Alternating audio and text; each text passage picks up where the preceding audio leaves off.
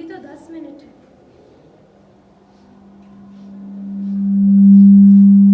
कभी तो टाइम पर पहुंचे राजेश्वर जी। पूरी जिंदगी खर्च कर दी पर कभी टाइम पर कोई डिसीजन नहीं लिया।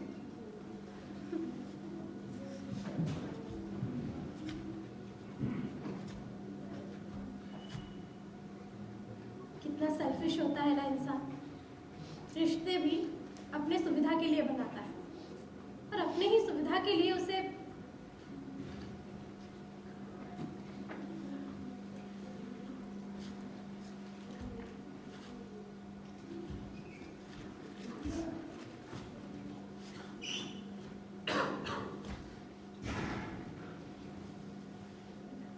जिंदगी तो आपकी भी बहुत आसान थी राजेश्वर जी।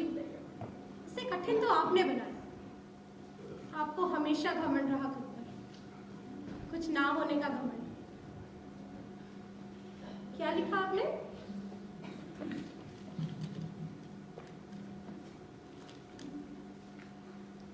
मैं जानता हूँ श्रद्धा, तुम इतना कमा लेती हो कि तुम्हें मुझ पर निर्भर होने की जरूरत ही नहीं है। पर मैं क्या करूं? मुझे ऐसे ही जीना पसंद है, दूसरों के लिए। आज जब मैं अनाथालय में बच्चों के साथ खेल रहा था तो एक पल के लिए लगा कि काश हमारा भी एक बच्चा होता। पर तुम तो अभी बच्चा चाहती नहीं हो ना। अगर चाहती तो हम इतना दूर। खैर, मुझे इस तरह बांध कर क्यों रखा है? मुझे तलाक ही दे दो तो मैं एक अबूझ रिश्ते से मुक्त हो जाऊं।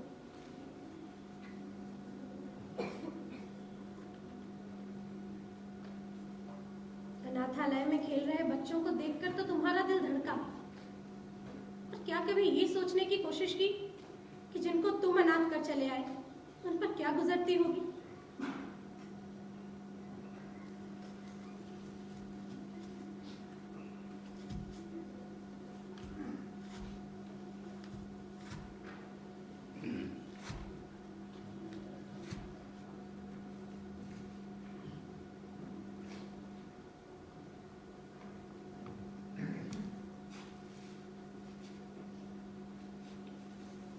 मैं राजेश्वर मेहरा, मुझे यहाँ श्रद्धा मेहरा से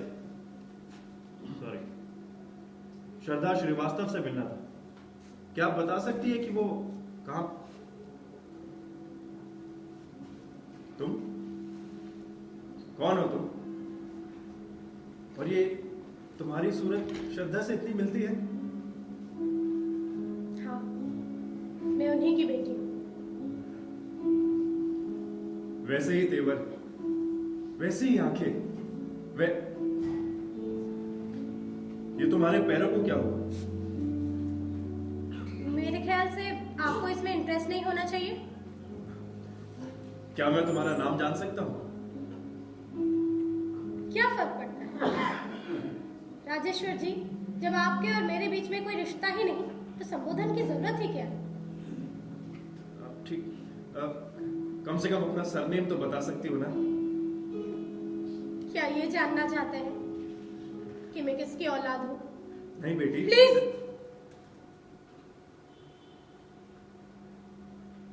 राजेश्वर जी, मैं यहाँ आपसे बात करने आई, कोई रिश्ता बनाने नहीं। मतलब मुझको यहाँ तुमने बुलाया? हाँ। चिट्ठी में तो लिखा था कि श्रद्धा मुझसे मिलना चाहती है। कहाँ है वो? वो नहीं आई। क्यों? बस यूं ही।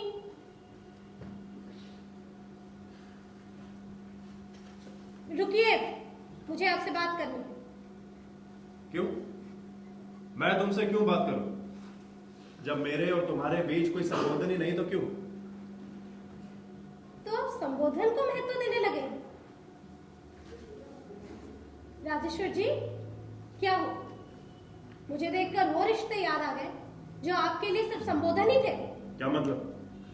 श्रद्धा श्रीवास्तव, जिसे मैं मां संबोधित करती हूँ और जिसे शायद आपने कभी पत्नी संबोधित किया होगा। शायद याद आ गई। बकवास बंद करो तुम अपनी। जिसको तुम संबोधन कह रही हो उसको रिश्ते कहते हैं, और रिश्ते निभाना तुम्हारी माँ ने कभी नहीं सीखा।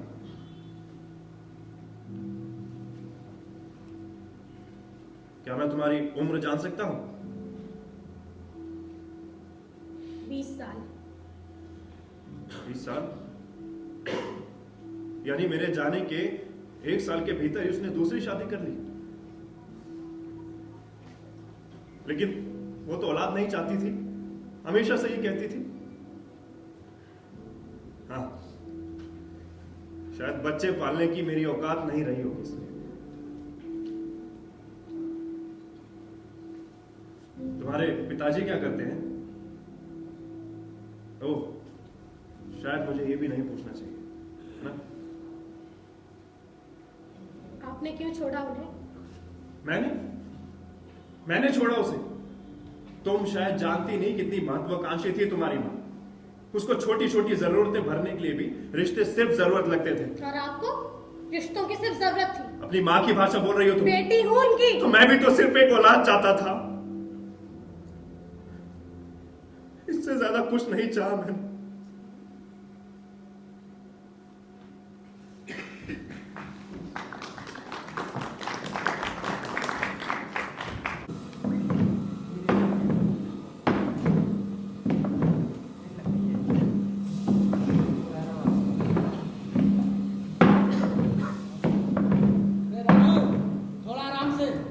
पिछले महीने 6 पीस डिफेक्ट गए हैं और 6 बजे से पहले कोई भी कन्वेयर नहीं छोड़ेगा। अरे सर, पहले मशीन का कुछ कराइए, ये बार बार रुक जाती है। मशीन ठीक है, अपने हाथ चलाओ। ये सारा माल आज रात में डिस्पैच होगा, ध्यान रखो। सर आप कैसी बात कर रहे हैं? सर आप देखिए ना, मशीन वैसे ही इतनी टाइट चल रही है और आप बोल रहे हैं कि 6 बजे से पहले माल डिस्पैच हो जाना चाहिए। सर कह रहे हैं ना, जब नहीं हो सकती तो करना पड़ेगा ना। लेकिन सर हमने कंप्लेंट हाथ चलाओ अपने। सर कर रहे हैं। चलो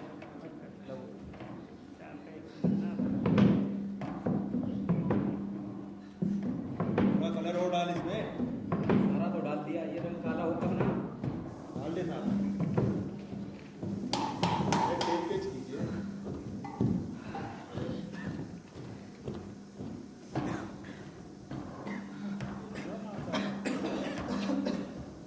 क्या हो गया? अरे तुम लोग कपड़ा रखो और देख क्या होता है। रखो, अरे जा रहे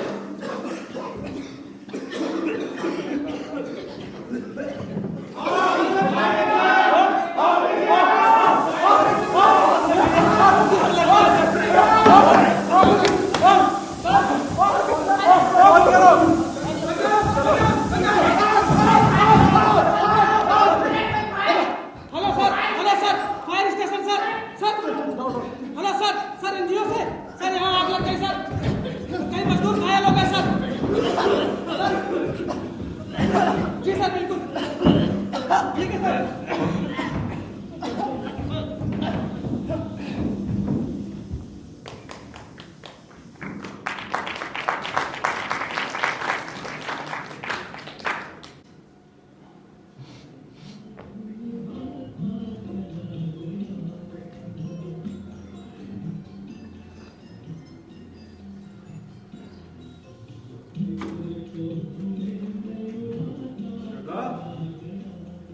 श्रद्धा,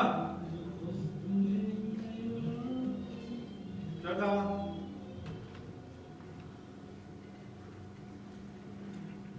सरदर्द कैसा है तुम्हारा? पहले से ठीक है या फिर? श्रद्धा क्या हुआ, बोलो। कुछ नहीं, मैं ठीक हूँ। अरे बोलो, मैं तुमसे बात कर रहा हूँ। इसे मैं क्या समझू राज? तुम्हारी मेरे लिए चिंता या फॉर्मेलिटी? मतलब? सरदर्द तो मुझे कल रात को भी था राज, पर मेरे बाजू में सोते हुए भी तुम्हारा ध्यान तक नहीं गया। बल्कि रात के 2 बजे जब इस समाज सेवक की जरूरत किसी को पड़ी तो बिना एक पल गवाए और बिना ये सोचे कि बाजू में बीवी बीमार पड़ी है, कि समाज सेवक उठा और चल दिया। आई एम सॉरी डियर, वहां पर मेरी जरूरत ज्यादा थी। मैं क्या करता, मुझे लगा तुम अपने आप को संभाल लोगी तो। तुम्हें क्या लगता है राज, मुझे तुम्हारी जरूरत नहीं है? I know but they are my social duties. Social duties? क्या मेरा घर, मेरा परिवार समाज का एक हिस्सा नहीं है राज? मैं क्या किसी ऐसी मिट्टी की बनी हूँ जिसमें प्यार, अधिकार जैसी चीजों की कोई मायने ही नहीं है? मुझे उत्काती है तुम्हारी ये बात। ये तुम्हारी जिंदगी हो सकती है राज, मेरी नहीं। I want to live my life. तो जियो ना यार, किसने मना किया तुम्हें? तो live my life। तुम्हारे ये शब्द कि तुम जीना चाहते हो मुझे अपराधी होने का एहसास दिलाते हैं। और तुम कहना क्या चाहती हो कि मैंने तुम्हें जीते जी मार डाला? अरे अपने अंदर भी झांक कर देख लो। तुम्हें मार रही है तुम्हारी बेतुकी महत्वाकांक्षा है और तुम्हारा डोलता हुआ आत्मविश्वास और वो सारे सपने जो तुमने कभी खुली आंखों से देखे थे जो आज तक पूरे नहीं हुए। माना सपना था मेरा कि मैं एक एक्ट्रेस बनूं, पर मेरा वो सपना तोड़ा तुमने। तुमसे शादी करते ही मेरा वो सारा सपना ध्वस्त हो गया। श्रद्धा, हमारे भी सब कुछ क्लियर तो था। मुझे तुम्हारे एक्ट्रेस बनने से कोई प्रॉब्लम नहीं थी। तुम ही थी जो हमेशा कंफ्यूज रहती थी, कभी डिसाइड नहीं कर पाई कि पहले करियर या शादी। अब देखो तुम्हारी इस कंफ्यूजन ने तुम्हें यहाँ पर लाकर खड़ा कर दिया। मेरा क्या कसूर है इसमें यार? माना कंफ्यूज थी मैं राज, पर किसकी वजह से? और इस वक्त तो अकेली मैं भी रह रही हूँ ना। तो फिर क्यों एक बच्चे को आ जाने से रोकती हो तुम हमारे बीच? बच्चे को पाल लेने की औकात है हमारी, या फिर यूं कहो कि तुम्हारी। श्रद्धा, जबान संभालो अपनी।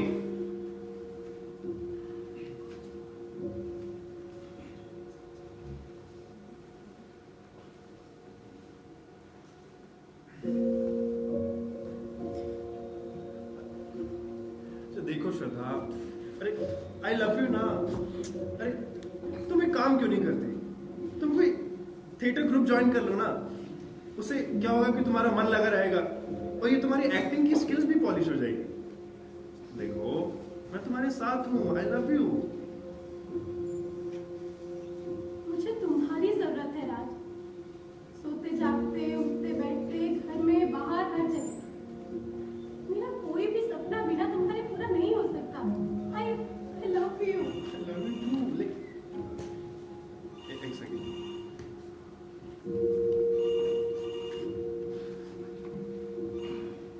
हेलो, हाँ मिश्रा जी बोलिए। क्या? कहाँ आग लगी? क्या हुआ? सब ठीक है? नहीं, आप एक काम कीजिए, वहां के मजदूर यूनियन के लीडर से बात कीजिए। ऐसे कैसे? हम केस करेंगे उन पे। हाँ आप जाइए, मैं आता हूं, है ना? हाँ मैं आऊंगा, थोड़ा सा रुक जाइए। अरे दरअसल एक हादसा मेरे घर भी खड़ा हो गया। ठीक है मिश्रा जी, मैं कहता हूँ। क्या हुआ? कुछ गड़बड़ है क्या? नहीं कुछ खास। अरे नहीं बताओ ना। अरे कुछ नहीं श्रद्धा, छोड़ो। आज बताओगे? दरअसल फैक्ट्री में आग लग गई है और 100 से ज्यादा मजदूर घायल हो गए। कमाल की बात यह है कि ना तो वहां पे आग बुझाने के कोई साधन थे और ना ही मेडिकल फैसिलिटीज। अब वही है, मिश्रा जी और आसपास के समाज सेवी लोग उसको अस्पताल ले जा रहे हैं मजदूरों को।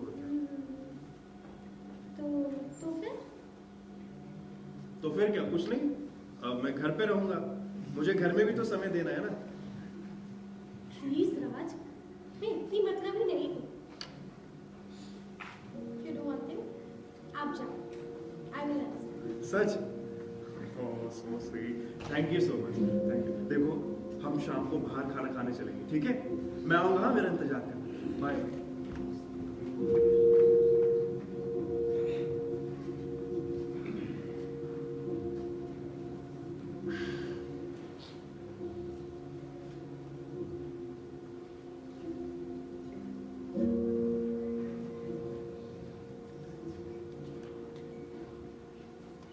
वक्त कितनी जल्दी बीतता है ना राज। पहले मेरी छोटी छोटी खुशियों के लिए तुम पता नहीं क्या क्या कर सकते थे, और अब मुझे आज भी याद है वो दिन जब हम पहली बार मिले थे।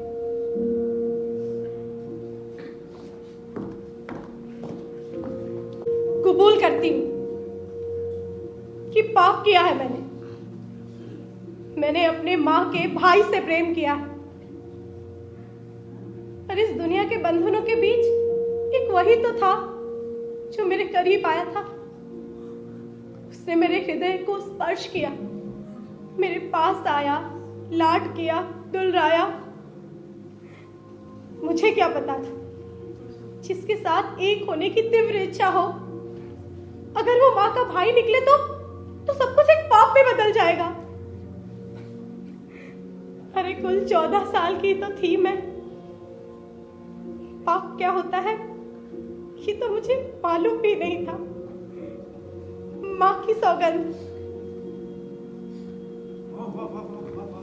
अरे आप तो बहुत अच्छा एक्ट करती है। दरअसल मैं आपको रोज देखता हूँ एक्ट करते हुए।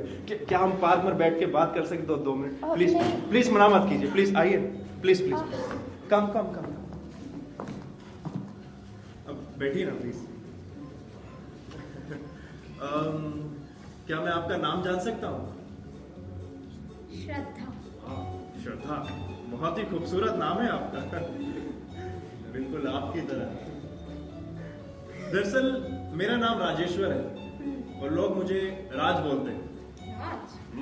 काफी फिल्मी नाम है। शुक्रिया। आप कितने समय से कर रही हैं थिएटर?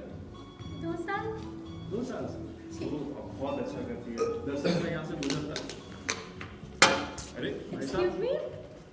कैसे कैसे लोग होते हैं ना, कि लोग मुझे ऐसे लोग बिल्कुल। दरअसल मुझे भी पसंद नहीं है। खैर छोड़िए, ये मैं बाद में। हाँ, तो मैं आपसे पूछ रहा था कि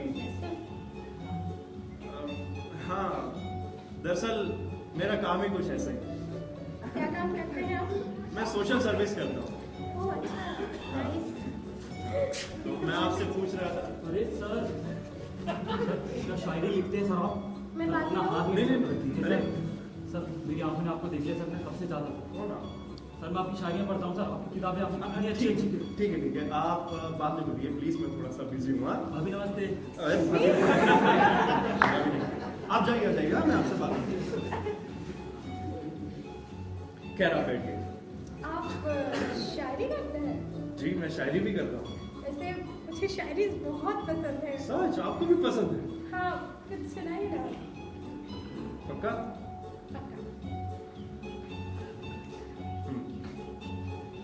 उसने पूछा कि तोहफे में क्या चाहते हो?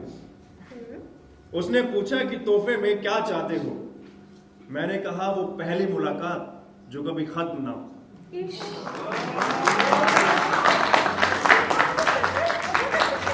Thank you so much. You know what? मेरे पास एक बहुत अच्छी किताब है जिसमें बहुत सारी शायरी है। अच्छा, आप भी शायरी आप करते हैं? देखना चाहते हैं? हाँ, बस please 1 मिनट का।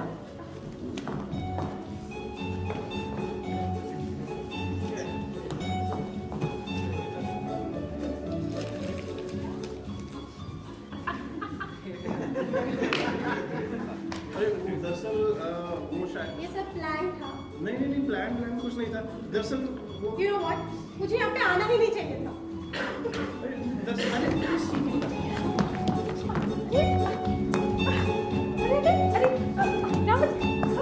बैठिए, प्लीज नाराज मत होइए ना। अपनी आंखें बंद कीजिए। ये लीजिए।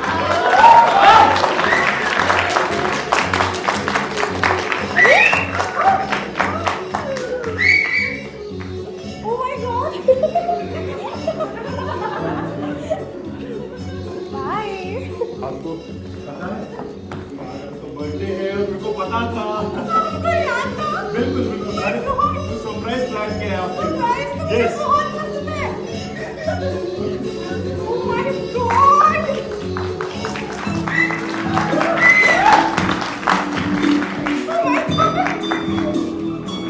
इश्क। रहने दीजिए। मुझे इतना स्पेशल किसी ने फील नहीं करवाया Raj. Thank you so much. एक बड़ा सरप्राइज आपके लिए। Oh my God!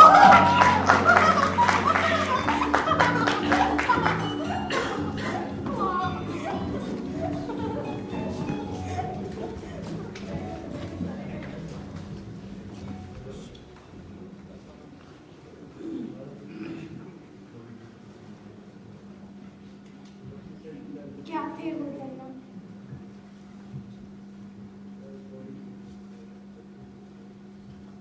और अब तो शायद तुम्हें रोकती भी तो भी तुम नहीं रुकते।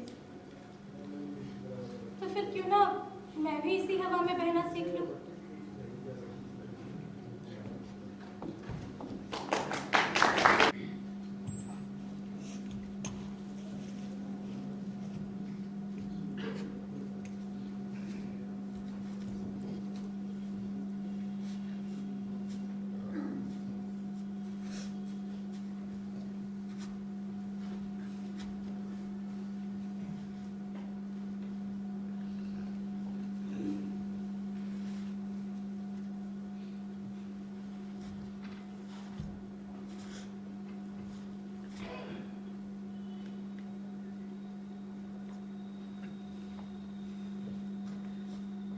उसे रोकना ना मेरे बस में था ना मेरी आदत में।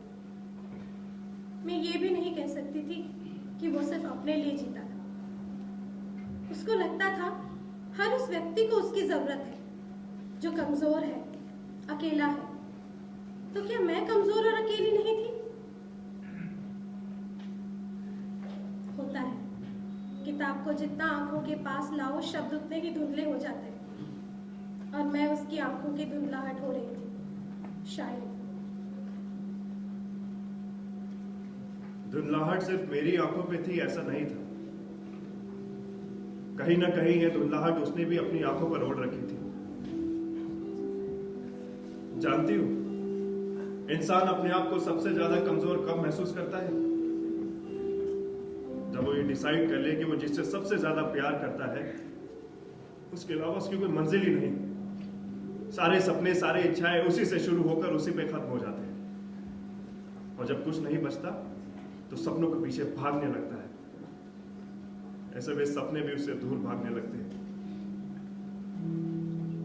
श्रद्धा ने अपनी पूरी जिंदगी मुझ पर केंद्रित कर ली थी, इतनी कि अपने सपनों को भी जगह नहीं दी थी उसने। लेकिन मैं तो मंजिल नहीं था ना, छटपटाने लगी थी वो। आपके तर्क, आपके विचार सचमुच महान है सर।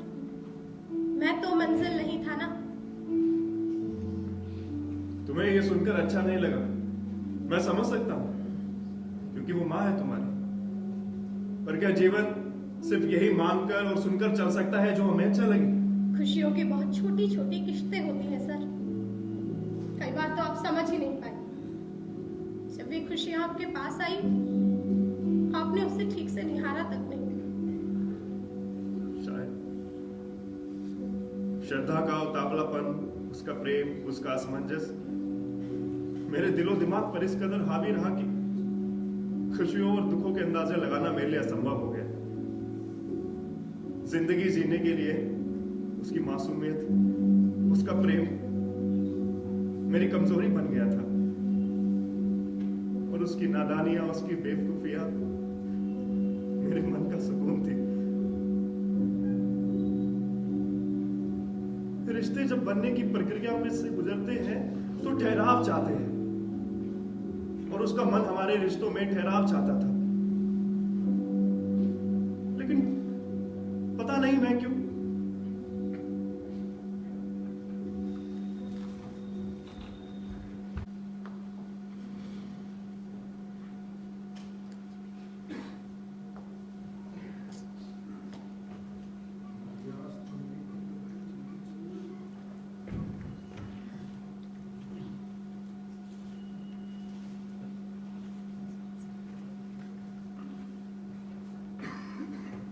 दरअसल ये बगीचा अंग्रेज लोग हमारे लिए इसलिए बनाकर गए कि अगर हमारे देश के युवा क्रांति करते करते थकने लगे तो कुछ देर यहां पर बैठकर सुस्ता ले।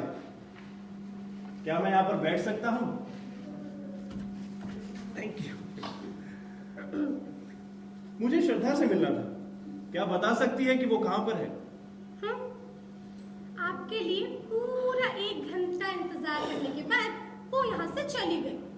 अब मुझे लगता है आपको भी यहाँ से चले जाना चाहिए। ये तो बहुत अच्छा हुआ, क्योंकि कुछ देर सुकून से इन हसीन वादियों में आराम से बिताया जा सकते हैं। देश की युवा में ना तो रोमांस है ना ही सुकून, क्योंकि देश को आजाद हुए इतने साल हो गए हैं, फिर भी देश का युवा क्रांति की मशाल लिए घूम रहा है। असली लड़ाई तो अब शुरू है मैडम, क्योंकि लड़ाई अपनों से है। अगर हमारे देश का युवा ये प्यार मोहब्बत में उलझ कर रह गया ना, तो आने वाली पीढ़ी झुंझुना बजाती रह जाएगी बस। तो जाइए ना, इस खूबसूरत से महफिल में ना ही आपका कोई काम है और ना ही आपके इस क्रांतिकारी कवि का। अरे किसने कहा भाई कि हमारे देश के कवि सिर्फ क्रांतिकारी कवि हैं? बस नजरिए का फर्क है।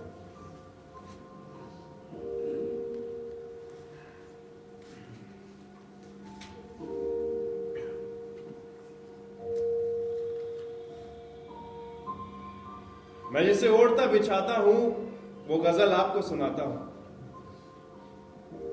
एक जंगल है तेरी आंखों में जहां पे राह भूल जाता हूं। तो किसी रेल सी गुजरती है और मैं किसी पुल सा थरथराता हूं। एक बाजू उखड़ गया है जब से मैं और वजन उठाता हूं। तू किसी रेल से गुजरती है और मैं किसी पुल सा थरथराता हूं।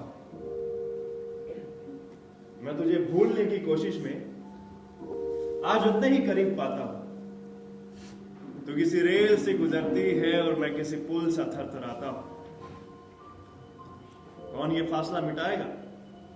मैं फरिश्ता हूं, सच बताता हूं।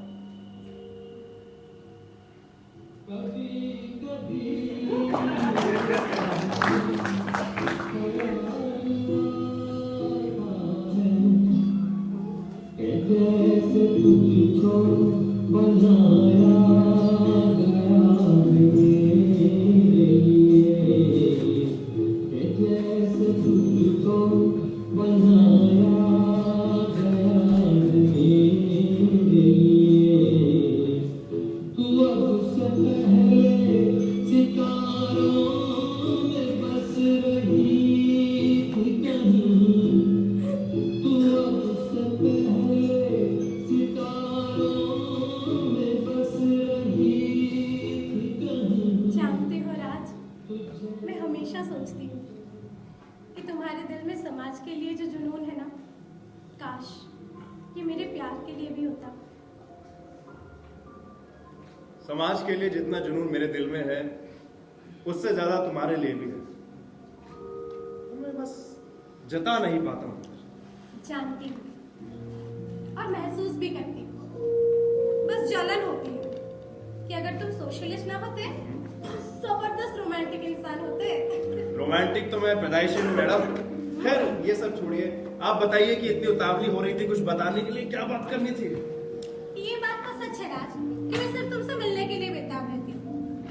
पर अगर आपको सिर्फ काम के ही बारे में बात करनी है तो मुझे आपको बताते हुए ये खुशी हो रही है क्या? कि मुझे अपने नाटक के सिलसिले में कलकत्ता जाना है। सच? हाँ, और दुख की बात यह है कि मैं जाना नहीं चाहती। क्यों भाई? मुझे तुम्हें छोड़कर कहीं पे भी जाने का मन नहीं करता, सच। देखिए श्रद्धा जी, और भी गम है जमाने में मोहब्बत के सिवा। देखिए हमारा साथ तो जिंदगी भर लगा रहेगा ना। हा? आपका जो जुनून है वो एक्टिंग है, उसको फीका मत पड़ने दीजिए। वही तो समझ नहीं आता राज कि एक्टिंग मेरा जुनून है या फिर तुम। जब भी मैं वहां रहती हूँ तुम मेरे दिलो दिमाग में बैठे हुए होते हो, और जब मैं तुम्हारे साथ रहती हूँ तो ऐसा लगता है कहीं मैं अपने लक्ष्य तो नहीं भटक रही हूँ। कंफ्यूज रहती हूँ। अरे नहीं, आपने बस डिसाइड नहीं किया है कि पहले करियर या शादी। तो बताओ कब करनी है? क्या? शादी। अरे अभी नहीं भाई, अभी कहाँ से? क्यों? अरे तुम्हारे सपने का क्या होगा? कौन सा सपना? एक्टर बनने का। भूल जाती। अच्छा तो मेरा कंफ्यूजन तुम दूर करो। बोलो। पहले शादी करें या फिर करियर बनाए? और वैसे भी राज, शादी करने के बाद भी तो करियर बनाया जा सकता है ना। अगर तुम मेरा साथ दो तो। साथ तो मैं तुम्हारा देना चाहता हूँ, लेकिन क्या तुम मैनेज कर लोगी?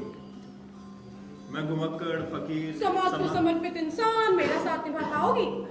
यही ना? मिस्टर राजेश्वर मेहरा, मैं भी आज के दौर की लड़की हूँ। अगर तुमने मुझे छोड़ दिया ना तो भी मैं जिंदा रहूंगी तुम्हारे बिना। सच। तुम्हारे ये होठ कुछ ना कहकर भी बहुत कुछ कह जाते हैं। क्या? चलो शादी कर लेते हैं। सच? राज।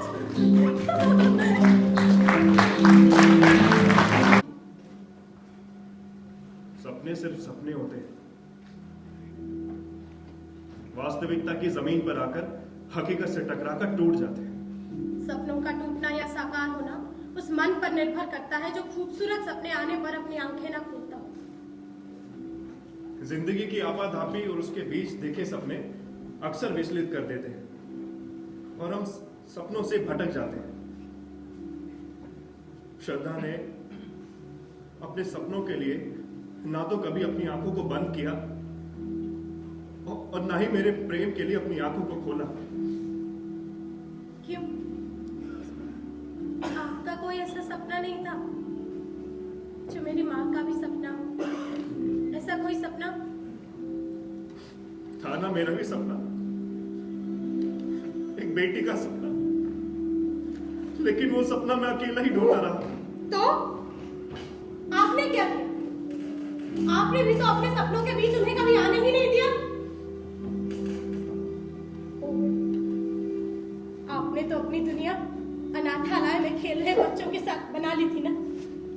आपने अपनी दुनिया इतनी सीमित कर ली थी कि उसमें मेरी माँ के लिए कोई जगह नहीं थी। स्टॉप इट श्रुति।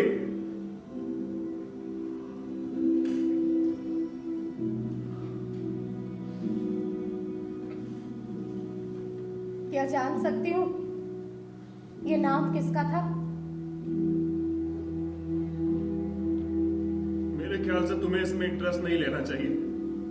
क्यों?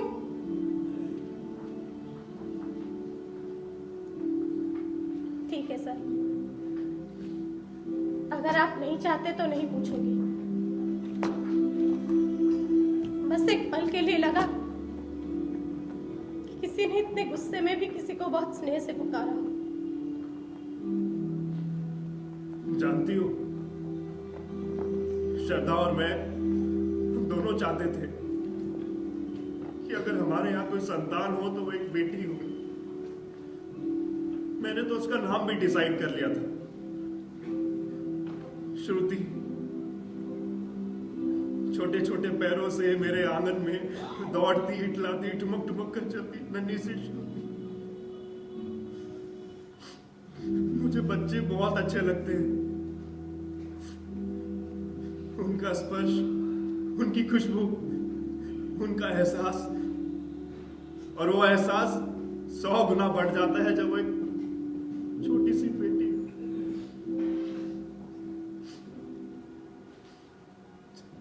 मामा प्यारे प्यारे, बिटिया को सपने देना, चंदा मामा प्यारे प्यारे।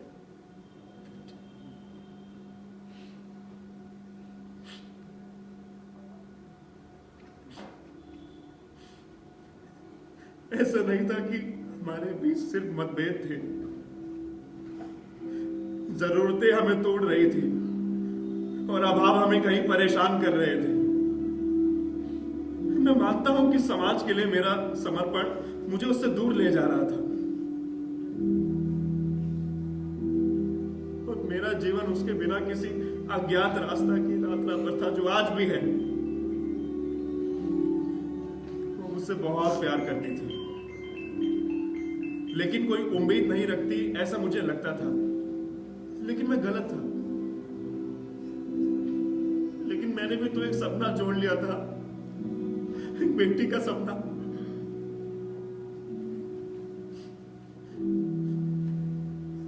अगर आज हमारे यहां कोई बेटी होती तो बिल्कुल तुम्हारे जितनी बड़ी होती। एक बात बताओ, तुम्हारे पिताजी तुमसे कितना प्यार करते हैं? पता नहीं, पर अगर करते तो शायद आपसे ज्यादा। मेरे से ज्यादा अपने बच्चों को कोई प्यार नहीं कर सकता।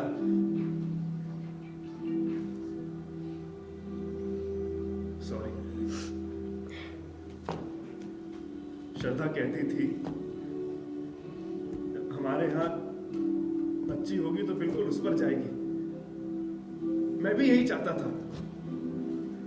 तुम्हें पता है, तुम सचमुच अपनी मां पर गई हो? कैसी है तुम्हारी मां? मुझे नहीं पता। क्यों? वो मां है तुम्हारी, तुम्हें नहीं पता? आप भी तो पति थे उनके, आपको भी तो नहीं पता? क्या समझते हैं आप? एक बार आपने मुझे बेटी मान लिया तो मैं आपकी बेटी हो गई? किस अधिकार से बोल रहे हैं आप मुझे ये सब? बताइए। श्रद्धा श्रीवास्तव आपकी पत्नी हो सकती है सर, पर मैं आपकी बेटी नहीं हूं, समझे? जिंदगी भर आपने अपने अधिकार जताए, पर क्या कभी कोई कर्तव्य निभाने की कोशिश की? नहीं। आपके जाने के बाद उस औरत पर क्या गुजरी कभी सोचा आपने? एक बात भी नहीं। सिर्फ इसीलिए कि आपको हमेशा लगा कि वो खुद इतनी मजबूत है कि अपने आप को संभाल सकती है। फिर आप ये भूल गए सर कि वो एक औरत है, उसकी भी अपनी इमोशनल, मेंटल और फिजिकल जरूरतें हैं।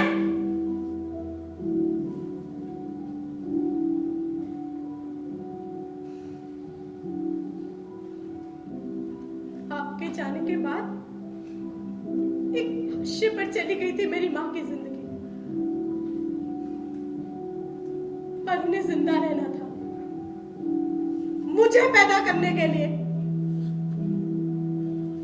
तो क्या तुम? हाँ, मेरा नाम श्रुति मेहरा है, मेरी माँ का नाम श्रद्धा मेहरा और मेरे पिता का नाम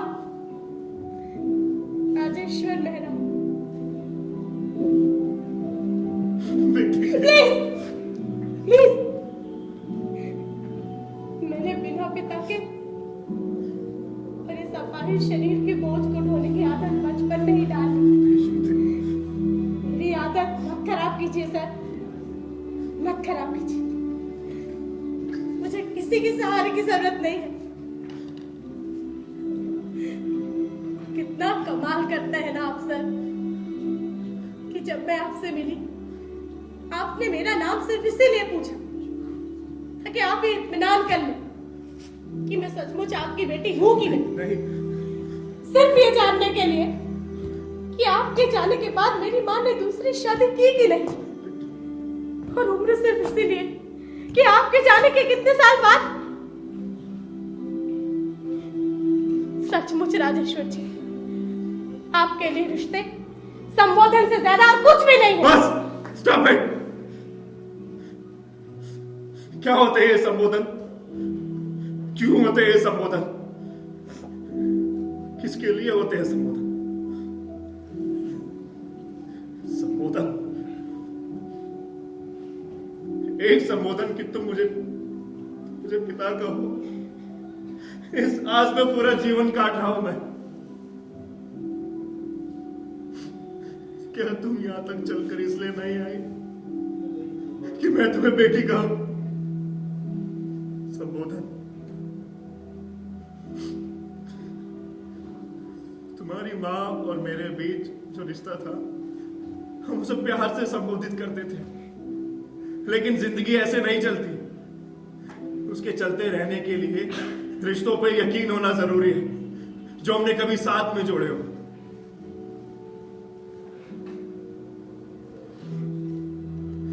तुम्हारी माँ और मैं हम एक दूसरे से बहुत प्यार करते थे, शायद इसलिए ही अलग हो गए। नहीं सर, नहीं। मेरी माँ इंतजार करती रही आपका, मुझे दिलासा देती रही कि आप लौटेंगे, पर आप नहीं लौटे। मैं भी आपकी राह देखती रही, हर अनजान में आपको खोजती रही, आपके प्यार के लिए तरसती रही, फिर भी आप नहीं लौटे। जब कोई बेल बजाता था तो लगता था कि आप आ गए, जब माँ खुश होती थी तो लगता था कि ये बोले कि बेटा तुम्हारे पापा आए हैं, पर आप नहीं लौटे। हर रोज हर पल इसी उम्मीद में जीना कि तुम्हारा कोई अपना लौट आएगा आसान नहीं है सर, बिल्कुल आसान नहीं। उस वक्त मेरे मासूमियत के परे था ये समझना कि कभी कभी रिश्ते सिर्फ संबोधन रह जाते हैं।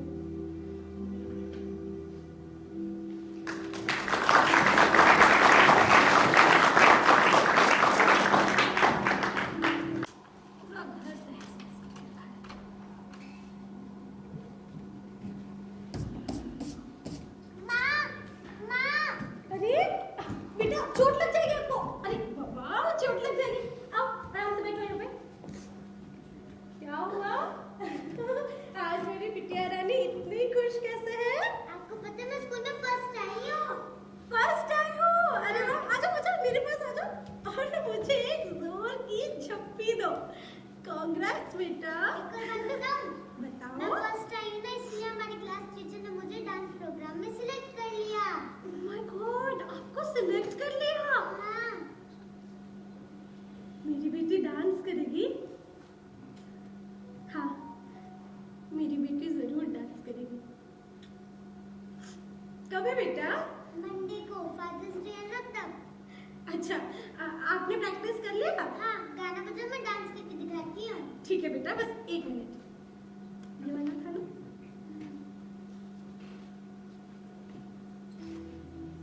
हाँ, आराम से, आराम से।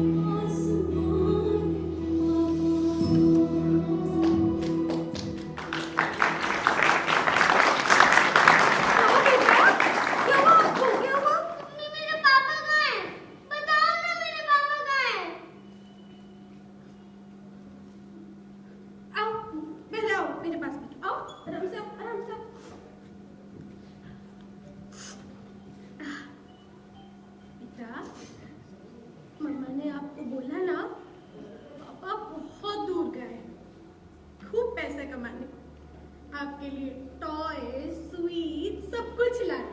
आप क्यों रोते हो बार बार? बोला ना। आपने कितनी बार बोला, अभी तक पापा नहीं आए। कब आएंगे पापा? सबको स्कूल में उनके पापा लेने आते, मुझे नहीं लेने आते।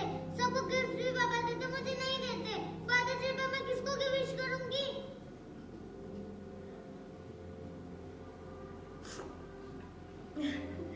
आपको पता है आज मैंने लंच में क्या बनाया है? पनीर।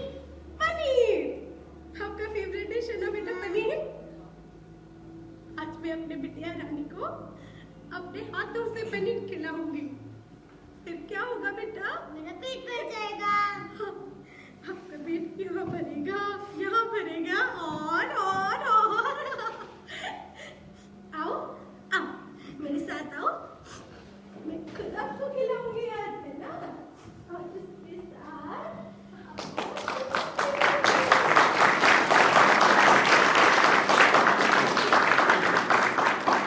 बोझ रहता था ना मेरे मन में, फिर धीरे धीरे आहिस्ता आहिस्ता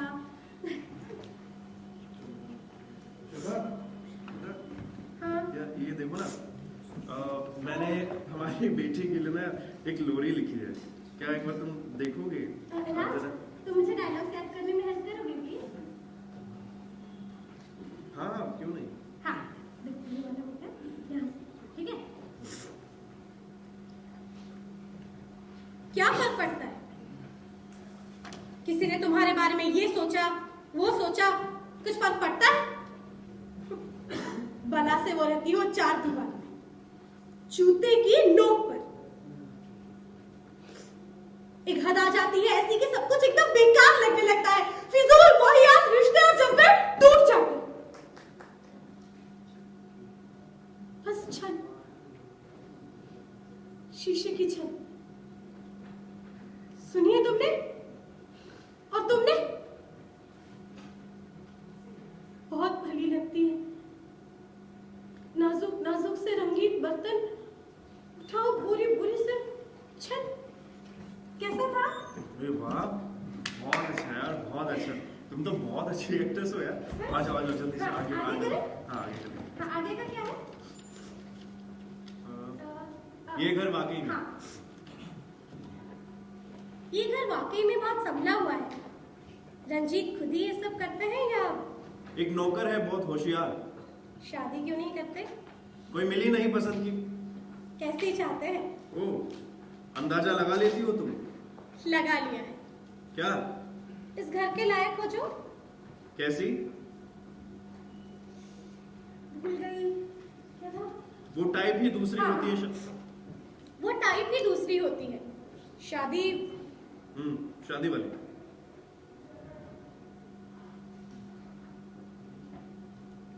हाँ बोलो। नहीं राज, मैं तुमसे कुछ पूछना चाहती हूँ। पूछो। मैं भी उन शादी वाली लड़कियों में से ही हूँ। नहीं हूँ क्या? सॉरी। अरे ये फिजूल का सवाल आप क्यों पूछ रही हो? अब देखो मैं बताता हूँ। देखो मैं थिएटर से तो हूँ नहीं, लेकिन ये मैं जानता हूँ कि ये जो इस नाटक के राइटर है ना, सुरेंद्र वर्मा, और इनका जो नाटक है बहुत ही यथार्थवादी नाटक है।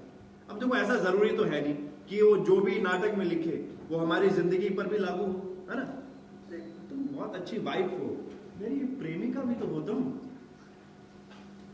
फिर ऐसा क्यों लगता है राज कि मैं तुम्हें खुद से बांध नहीं पा रही हूँ? नहीं, अरे किसने कहा? अरे तो बोला ना, you are really perfect wife, बस थोड़ी सी नादान हो। नहीं राज, मुझे पता है मुझ में बहुत सी कमियां हैं और उन कमियों को तुम ही दूर कर सकते हो। सच देखो, मैं एक एक्ट्रेस को हमेशा अपने अंदर महसूस करती हूँ, वो किसी भी फॉर्मेट में हो, टीवी, फिल्म या थिएटर। मैं बस एक्टिंग करना चाहती हूँ, अपने आप को व्यक्त करना चाहती हूँ, उड़ना चाहती हूँ। तो उड़ो ना यार, किसने तुम्हें मना किया? देखो मैं तुम्हारी इस उड़ान के लिए तुम्हें पंख भी दे दूँ, किसने रोका है तुम्हें? वही तो समझ नहीं आता राज कि कौन मुझे रोकता है और क्यों। मतलब? Raj please don't take me otherwise. नहीं नहीं बोलो ना। देखो, तुम समझोगे ना जो मैं कहना चाहती हूँ? हाँ बोलो। Thank you.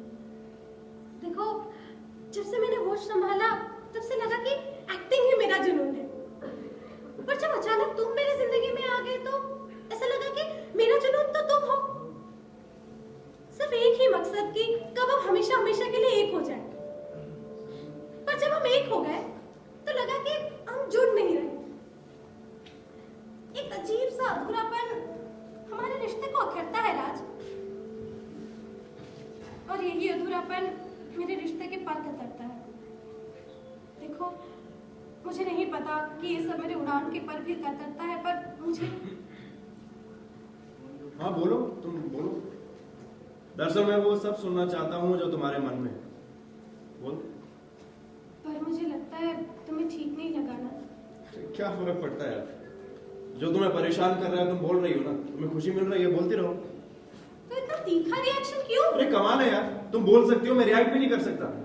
यही है वो रिएक्शन, यही है वो रिएक्शन राज, यही है वो स्थितियां, यही तुम्हारी बेचारी जो मुझे रोकती है, मेरे पर कतरती है। क्या श्रद्धा, क्यों तुम लड़ाई करने लग जाती हो?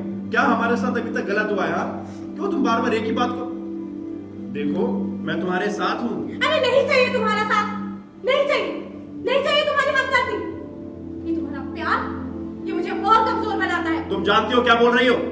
क्यों?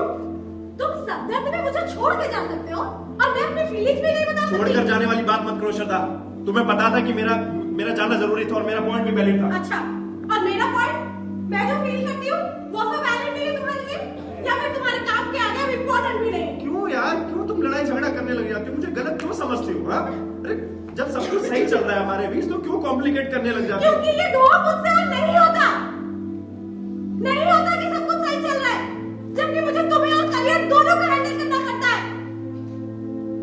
You know what? तुम हैंडल नहीं कर पाते, इसीलिए बार-बार छोड़ के जाते हो। छोड़कर जाने वाली बात मत करो श्रद्धा, वरना क्या फिर से छोड़ के जाओगे जैसे हर बार छोड़ के जाते हो? तो ठीक है, क्योंकि मैं भी तंग आ गई हूँ और इस उलझन से मुक्त होना चाहती हूँ।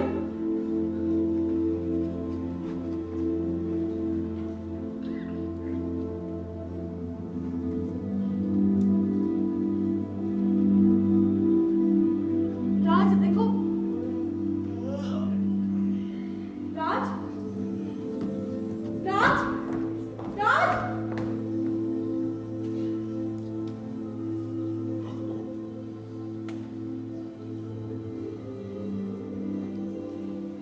शायद उसने मेरी आवाज ही नहीं सुनी। अगर सुन लेता तो वापस जरूर आता।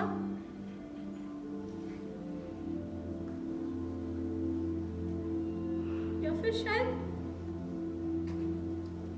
मैंने ही उसे ठीक से आवाज नहीं दी। आवाज देती भी तो कैसे? मेरे बदरंग सपने जो आड़े आ गए थे, वही बदरंग सपने जो एक अपरिपक्व उम्र में स्केच होते हैं और परिपक्वता में रंग भरती है।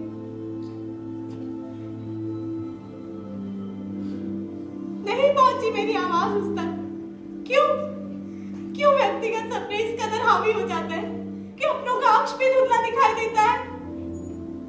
नहीं, ये धुंधलापन दरअसल होता है मन के उस कोने का जो किसी को चाहता है, पा लेता है और फिर उसको बंधक बनाकर सजा देना चाहता है, इस बात से कि दुनिया में और कोई उसे अपना ना बना ले। यही सब तो मैं चाहती थी राज। अब मुझे क्यों सजा लग रहा है? मैं हमारे बीच के फासले मिटाना चाहती थी राज, हमारे रिश्ते को नहीं। एक बार मुझे समझने की कोशिश करते तो मुझे छोड़ के चले गए। क्या तुम मुझसे प्यार नहीं करते राज? क्या तुम मुझसे प्यार नहीं करते?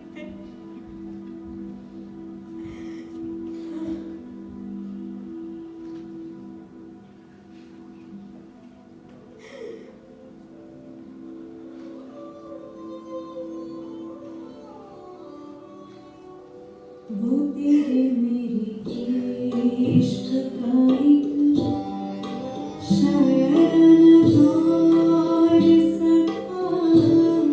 वो तेरे मेरे इश्क का एक शयन दौर सका। वो मैं भी कोई और ही थी, वो तू भी कोई और ही था। वो तेरे मेरे इश्क का एक शयन दौर सका।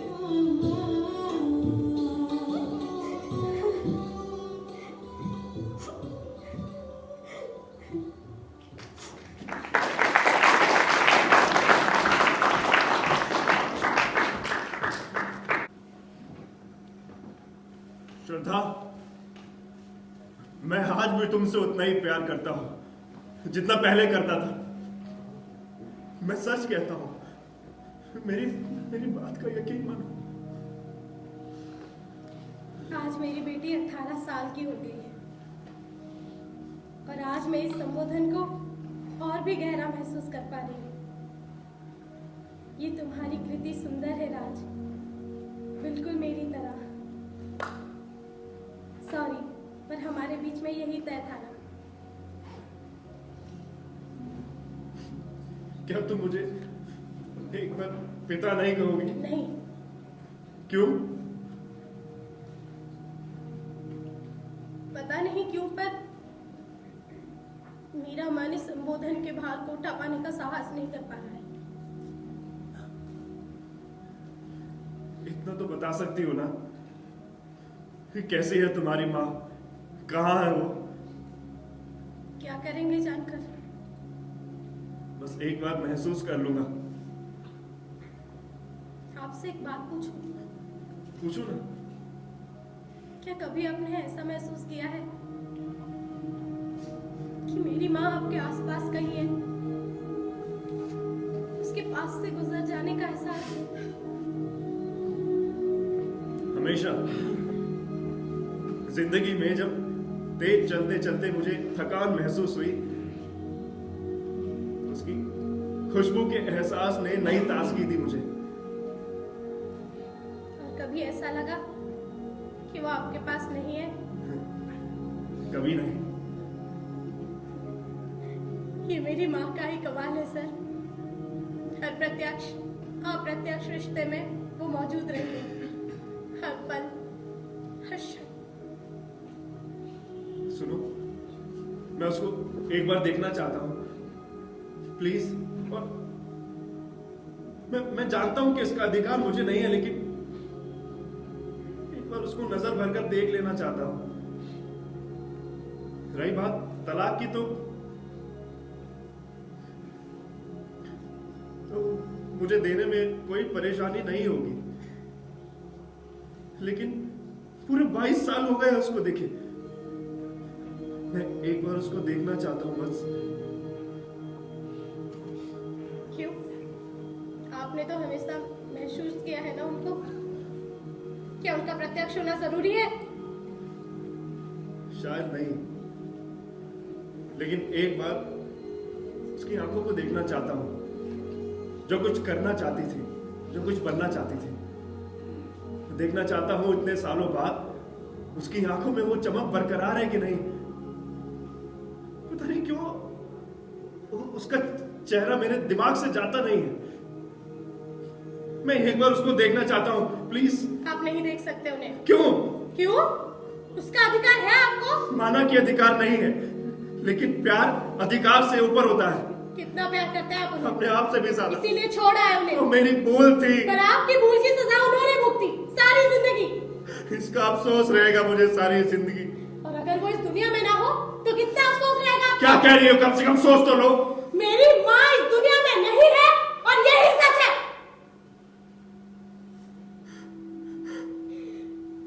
मेरी माँ इस दुनिया में नहीं है और यही सच है। मर गई है वो सर, वो मर गई। कभी नहीं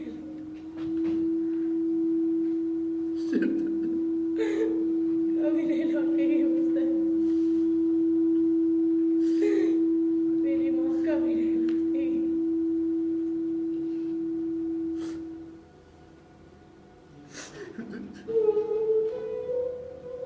क्या फर्क पड़ता है सर?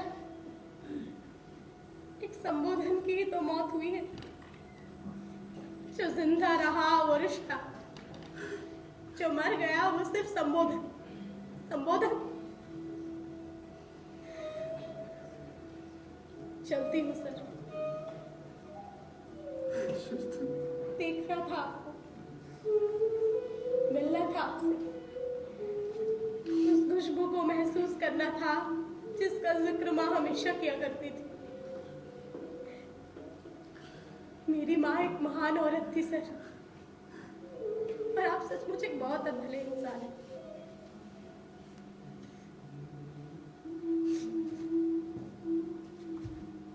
अपना ख्याल रखना सर।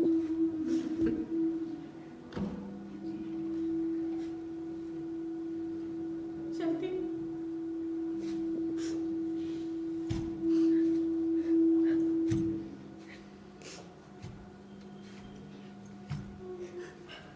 ठहरो।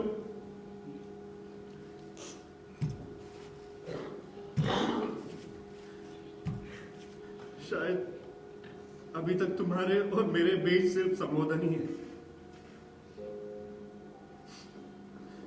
क्योंकि तुमने हमारे रिश्ते को प्रामाणिकता नहीं दी। लेकिन तुम्हारी माँ और मेरे बीच संबोधन नहीं, प्यार था। और हमें किसी प्रामाणिकता की जरूरत नहीं थी।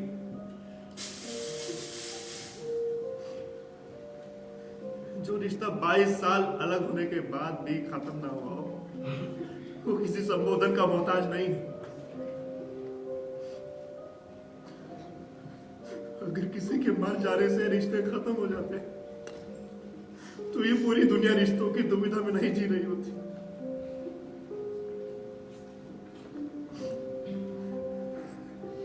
मैं आज भी उससे बहुत प्यार करता हूं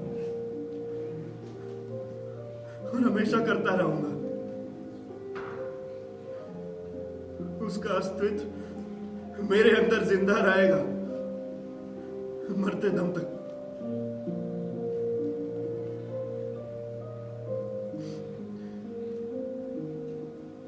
मुझे मुझसे प्यार करने के लिए किसी रिश्ते की जरूरत नहीं है।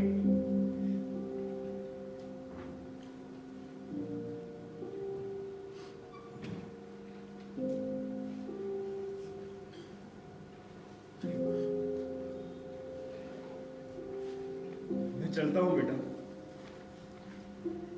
अपना ध्यान रखना। अगर लगे तो आवाज जरूर लगाना। तुम वो गलती मत करना जो तुम्हारी मां ने की और जो मैंने की। एक झूठा हम अपने दिल पर रखकर हमने रिश्तों का गला घोट दिया।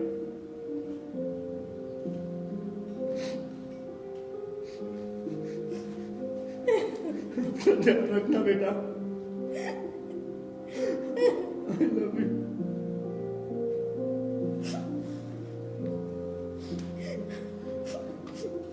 पापा, मुझे छोड़कर मत जाओ पापा।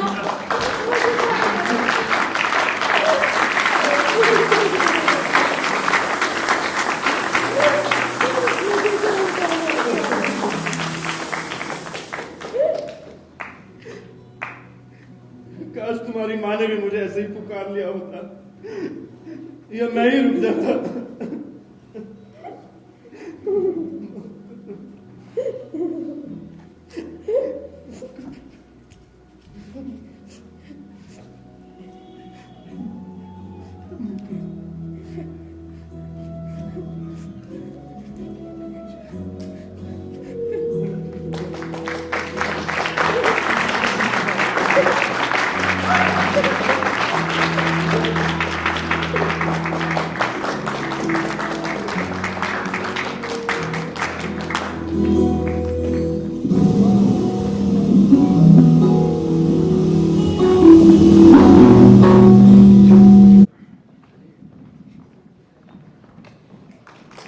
भौतिकतावाद की चपेट में अपना अर्थ होते जा रहे रिश्तों पर सवाल उठाते हैं। बहुत ही मार्मिक खूबसूरत नाटक। दोस्तों, आपसे अनुरोध है कि कुछ क्षण और आप रुक जाएं। पूरी टीम को बहुत बहुत बधाई। और हमारे बीच श्री राकेश कुमार पाठक, सहायक सचिव संगीत, साहित्य कला परिषद मौजूद हैं। एक बार फिर हम उनको कष्ट देंगे कि वो मंच पर आए और पौध देकर नाटक के निर्देशक सुनील चौहान को सम्मानित करें। राकेश,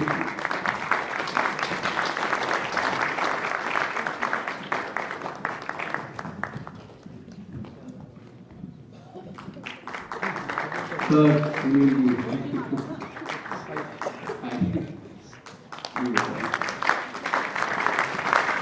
जी, अब मैं नाटक के निर्देशक सुनील चौहान से अनुरोध करूंगा कि वो अपनी टीम का परिचय कराएं। हाँ, सुनील, बहुत अच्छा नाटक किया, बधाई। Thank you so much. और ये गमला एलटीजी रखे क्योंकि आपके बहुत गमले लिए हमने। सबसे पहले तो साहित्य कला परिषद का बहुत बहुत धन्यवाद। किसी भी साहित्य कला परिषद के इवेंट में पहली बार मौका दिया और अगले ही महीने ड्रामाटक जी भी अपने पूरे 6 साल पूरा कर रहे हैं, तो एक बार एसकेपी के लिए जोड़ना चाहूँगा। ये नाटक बनाने में बहुत बड़ी टीम है जो बैक स्टेज लगातार काम कर रही है। सबसे पहले तो एलटीजी की पूरी टीम को बहुत बहुत शुक्रिया। उन्होंने हर मोड पे हमारा साथ दिया, प्रॉपर्टी बनाने में, सेट बनाने में, लाइटिंग पे अजय भाई एंड ऑल सबने साथ दिया। एक बार बहुत thank you so much Ajay भाई। बैक स्टेज टीम से सबसे पहले इंट्रोडक्शन करवा दूं। लाइटिंग पे Rajesh Kasana,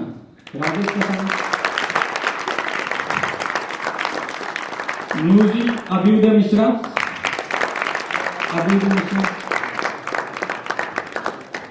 production in charge Aqib and Gauri Gupta,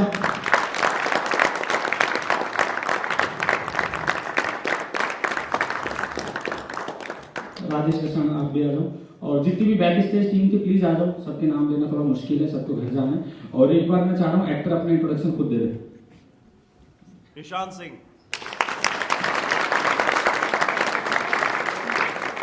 Ankita Patnaik,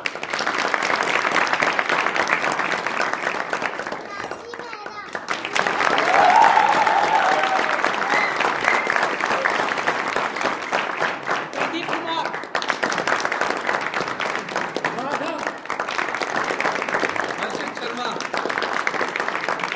जा रही है। अकरम खान, मनीषा शर्मा, अली मोहम्मद, गौरव, रतन, देव, तत्व स्वरूप। Thank you so much. और जितने भी ड्रामाटर्स जी के सीनियर रहे उन्होंने इनकी हेल्प की, उनका थैंक यू सो मच। और नाटक के राइटर सुनील राज भाई जिन्होंने थोड़ा नाटक से छेड़छाड़ करने की हमें परमिशन दी, और वो मूलतः भोपाल के रहने वाले हैं और नाटक का ओरिजिनल नाम संबोधन है, जिसको भी हमने अपने हिसाब से पापा बनाया। तो एक बार सुनील भाई हमारे बीच नहीं है, लेकिन एक बार उनके लिए जोड़ना चाहिए। Thank you so much. मैं सुनील चौहान, मैंने इस नाटक का निर्देशन करने की कोशिश की। Thank you so much.